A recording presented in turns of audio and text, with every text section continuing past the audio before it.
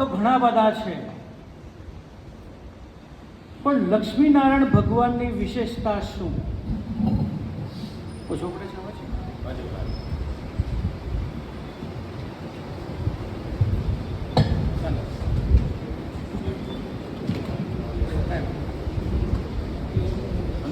અવાજ આવેલો વાત છેલ્લે હમણાં જ વિનોદભાઈ ભેગો બેઠો હતો, જનરલ ચર્ચા થતી હતી. પ્રમુખશ્રી, મને કેટલો ટાઈમ થઈ ગયો હતો એ પ્રમાણે વાત વાળી લો. 5 મિનિટ? અચ્છા, છૂટ દો રહ્યા. ચલો.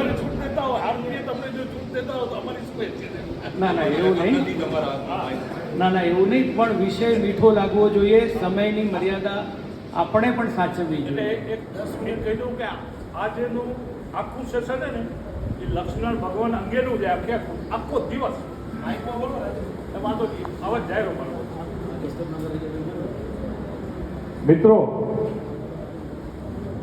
આજની આપણે આ લક્ષ્મીનારાયણ ભગવાનની જે મીટિંગ છે એ આખા દિવસનું સેશન છે, એટલે આપણે કોઈ ટાઈમનો ઓલ્યો નથી, પણ પોઈન્ટ ટુ પોઈન્ટ આપણે જશું આ મીટિંગમાં.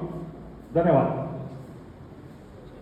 હું વાત કરતો હતો કે લક્ષ્મીનારાયણ ભગવાનની આપણી જ્ઞાતિમાં કે આપણા ગામમાં ખાસ વિશેષ જગા શા માટે છે? હમણાં બેઠો બેઠો વિનોદભાઈ બેંગ્લોર એમની સાથે સેજે ચર્ચા થઈ અને ક્યાંક સાંભળ્યું કે આપણે એક શબ્દ વાપરી છે કે લક્ષ્મીનારાયણ સંપ્રદાય. પણ તે મેં જ કીધું કે આ વસ્તુ સંપ્રદાય નથી, આપણો લક્ષ્મીનારાયણ પરંપરા છે. સંપ્રદાય અને પરંપરામાં શું ફરક એ સમજીએ પહેલા આપણે. જ્યારે સંપ્રદાય શબ્દ વાપરતા હોઈએ તો સંપ્રદાયનો કોઈક સ્થાપક હોય, એનો કોઈક માલિક હોય, ક્યાંક એ પાછળથી આવેલી વસ્તુ હોય, કોઈક એમાં બૌદ્ધિક વ્યક્તિ હોય, ભલે 100 વર્ષ 200 વર્ષ 1000 વર્ષ પહેલા કાણાથી હોય.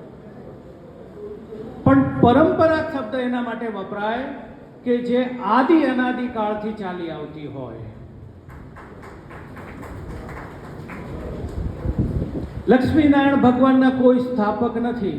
હિન્દુ ધર્મના મૂળ 3 દેવ બ્રહ્મા વિષ્ણુ મહેશ, એ વિષ્ણુ ભગવાનનો મૂળ અવતાર એટલે લક્ષ્મીનારાયણ અવતાર. આપણે જ્યારે વિધર્મમાં હતા, જૂની વાત નથી, લગભગ 100 વર્ષ 125 વર્ષ પહેલાની વાત કરું, 100 વર્ષ 125 ઘણા કહેવાય. 100 વર્ષ પહેલા વાત કરું, જ્યારે આપણી પાસે આપણને ખ્યાલ આવ્યો કે આપણે ક્યાંક ધાર્મિક રીતે ભટકાઈ ગયા છીએ અને આપણે સનાતન ધર્મમાં આવવું છે, લાવવું છે. આ પ્રશ્ન ઓધવરામ મહારાજની સામે જ્યારે આવ્યો કે વિધર્મથી છોડાવ્યા બાદ લોકોને મારે કઈ જગ્યાએ લઈ જવા, એ પરિસ્થિતિ કેવી હતી તમને થોડોક ઈચ્છા રાખું. વડીલોને ખબર હશે કે આપણી જ્ઞાતિ માટે શું વિશ્લેષણ વપરાતા. કણબી પશુના માનવી, આ શબ્દમાંથી તમે સમજો કે આપણી જ્ઞાતિની કેટલી ખરાબ પરિસ્થિતિ હતી. અન્ય જ્ઞાતિઓ આપણી માટે કહેતા કણબી પશુના માનવી.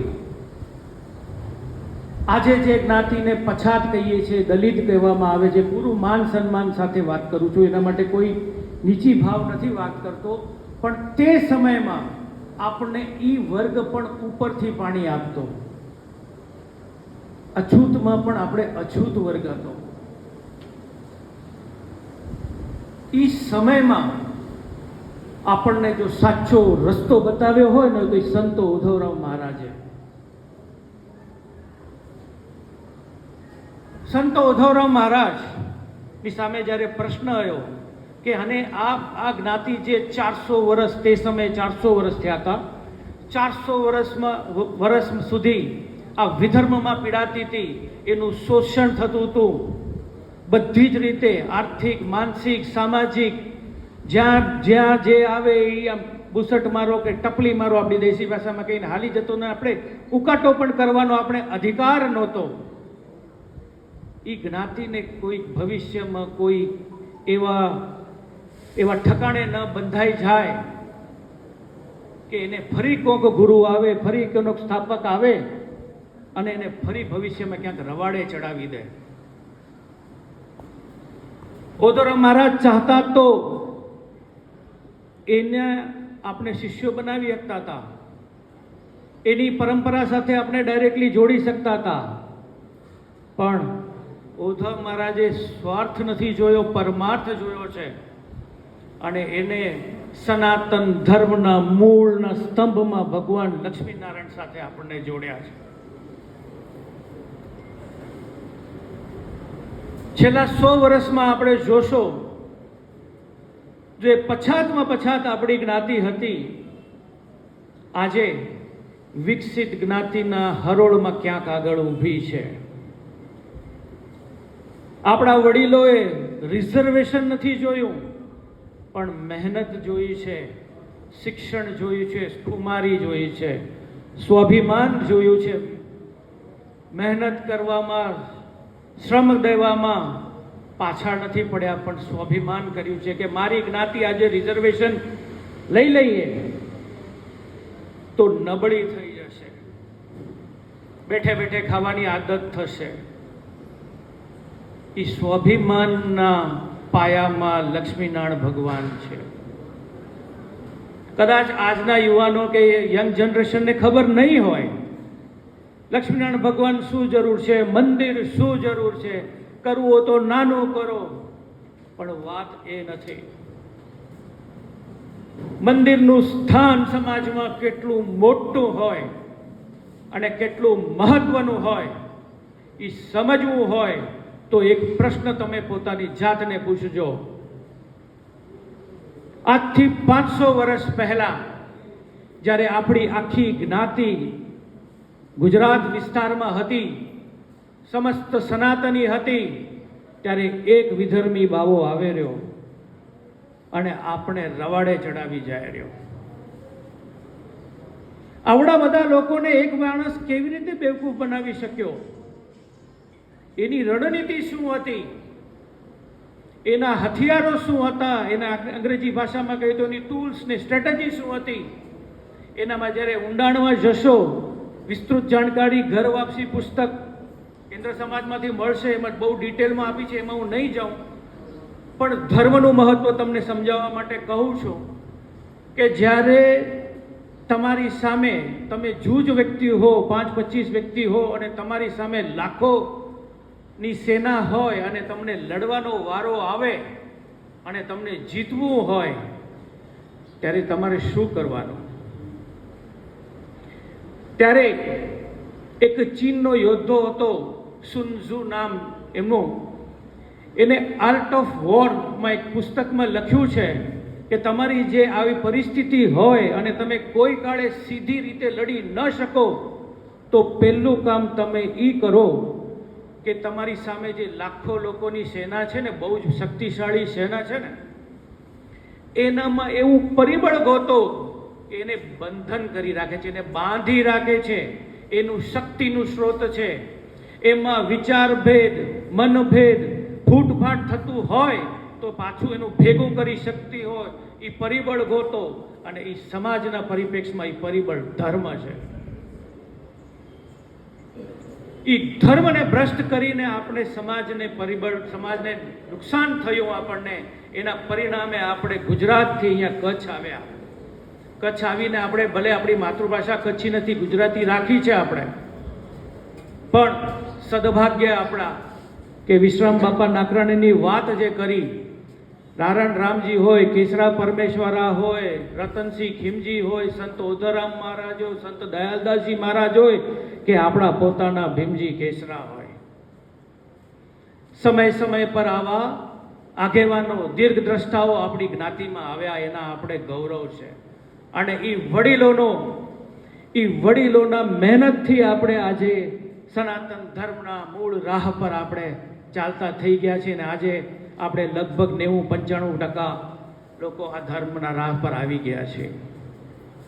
હજી કદાચ અમુક લોકોના મગજમાં કન્ફ્યુઝન હોય, હજી એકતા, સંપ, સંગઠન, આપણી પોલિટિકલ શક્તિ તકલીફ પડેરી, નિયાણીઓ દુઃખી થાય છે, આવી અટકાવતી ને ભટકાવતી વાતોથી આપણે દૂર કરવાના પ્રયત્નો થાય છે.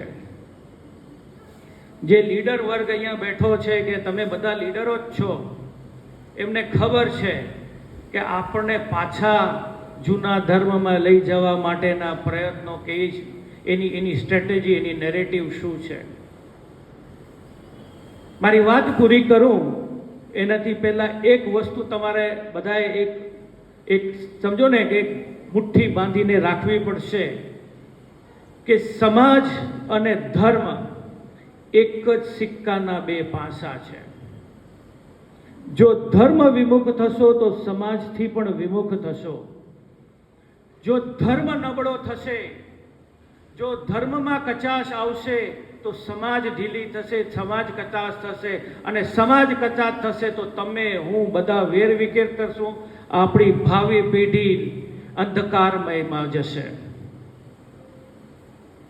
એટલે ધર્મ મજબૂતીથી આપણે રાખવો પડશે. આ ધર્મ કોઈ જૂના મોટા વડીલોનો વિષય નથી, આ યુવાનોનો વિષય છે. આ યુવાનોનો વિષય છે. યુવાનોએ સમજવું જોઈશે કે એમને પોતાનું ભવિષ્ય સુદૃઢ રાખવું હોય, ભવિષ્યને પેઢી મજબૂત રાખવી હોય તો ધર્મને વળગી રાખવું પડશે. કારણ કે ધર્મ એવો સ્ત્રોત છે, તમને વેલ્યુઝ અને પ્રિન્સિપલ્સ, મૂલ્યોને, આદર્શ પુરુષોને તમને એક કરવા માટેનું આ એક પરિબળ છે. અને તમે એક હશો, કલિયુગમાં કહેવાય છે ને, કલિયુગમાં સંઘ શક્તિ જ હોય છે. તમે સંગઠિત હશો, એક હશો તો તમારા ઉપર, મારા ઉપર આવેલી બધી તકલીફ દૂર થશે, એમાંથી રસ્તા નીકળશે. આજે આપણી જ્ઞાતિની માત્ર વાત નથી. તમે થોડોક વિચાર દ્રષ્ટિપાત થોડોક ઊંચી કરશો તો ભારત દેશને ટુકડા કરવા માટે આ જ પરિબળો, આવી જ નેરેટિવો ચાલે છે. એમાં કદાચ વામપંથી વિચારધારા હોય કે વિધર્મી વિચારધારા હોય, વાત એ જ કરે કે ભાઈ ગણપતિ કંઈ સૂંઢવાળા હોય, એવા કંઈ કેવડી ભગવાન હોય. દિવાળીમાં ફટાકડા ફોડવાથી પોલ્યુશન થાય છે. 1 જાન્યુઆરીમાં નથી થતું, નવા વર્ષના એ લોકોના દ્રષ્ટિ. નવરાત્રિ રમો તો શું થાય છે મને કહેવાની જરૂર નથી. હોળી રમો તો પાણી બરબાદ થાય છે. તમને જ તમારા ધર્મ પ્રતિ શંકામાં નાખવાના પ્રયાસો છે. મૂળ અંડરલાઈન વાત તમે સમજો તો તમને તમારા ધર્મથી છૂટો એટલે સમાજ નબળી થાય, સમાજ નબળી થાય એટલે એક વ્યક્તિ નબળ્યો થયો, પરિવાર નબળો થયો, પરિવાર નબળો થયા બાદ એનું ધર્મ પરિવર્તન થાય. આ રમત, આ સ્ટ્રેટેજી ઊંડી છે. આપણે કદાચ આ વસ્તુ બહુ ડિટેલમાં ન સમજી અથવા ન જાણતા હોય તો કાંઈ વાંધો નહીં, પણ એટલું મગજમાં સ્પષ્ટ રાખીએ કે આ મંદિર આપણું બની રહ્યું છે, એમાં આપણે સહયોગ ન આપી શકીએ તો કાંઈ નહીં, આપણે અવરોધ તો બિલકુલ ના જ કરીએ. પણ મને ખાતરી છે, પૂરેપૂરી ખાતરી છે, ભગવાન લક્ષ્મીનારાયણ ઉપર મને વિશ્વાસ છે, સંત ઉદારામ મહારાજે આપેલ જે દિશા સૂચન છે એના ઉપર ખાતરી છે કે અહીંયા જે બધા બેઠા છે કે આપણું ગામ આખું છે એ સહયોગ આપશે જ, એમાં કોઈ બેમત નથી. આ પબ્લિક વતીથી પ્રમુખશ્રીને આખા વડીલોની ટીમ, મેં સંબોધન નથી કર્યું, વડીલ મારી જનરલી સંબોધન કરવાની આદત ઓછી છે એટલે માફ કરશો, પણ મારી આપણા બધા વતીથી આ તમને એક રીતે એક બાહેંધરી કહો કે એક સપોર્ટની વાત કરું તો તમે આગળ વધો. આખો ગામ, આખો સમાજ બધા જ આપણી સાથે છે અને આપણે ભવ્યથી ભવ્ય મંદિર બનાવશું, સારામાં સારો કાર્યક્રમ કરશું અને ખૂબ સારી રીતે આખી જ્ઞાતિ, આખું વિશ્વ આપણી નોંધ લે એવું કામ કરશું. ખૂબ ખૂબ ધન્યવાદ, આભાર.